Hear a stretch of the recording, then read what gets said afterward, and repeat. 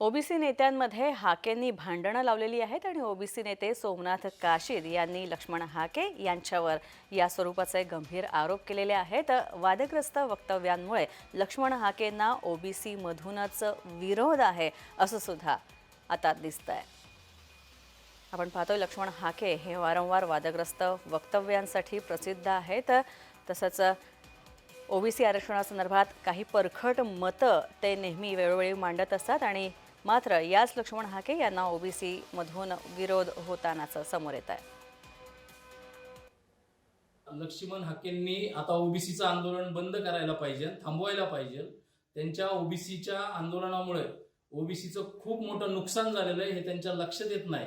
त्यांचा वैयक्तिक स्वार्थ, वैयक्तिक फायदा नक्की झाला आंदोलनामुळे, परंतु आता हे आंदोलन थांबवायला पाहिजे। त्यांच्या आंदोलनामुळे गावगाड्यातलं वातावरण खराब झालेलं आहे, अशांतता पसरलेली आहे, समाजामध्ये तेढ निर्माण झालेला आहे। त्यामुळे त्यांनी आंदोलन थांबवावं आणि जे ते इतर नेत्यांवरती माननीय मुख्यमंत्री, उपमुख्यमंत्री, दोन्ही उपमुख्यमंत्री यांच्यावर जी टीका करतात, इतर नेत्यांवरती जी खालच्या भाषेत टीका करतात, त्यामुळे देखील ओबीसीचं नुकसान होतंय हे ओबीसीच्या आता लक्षात यायला लागलेलं आहे।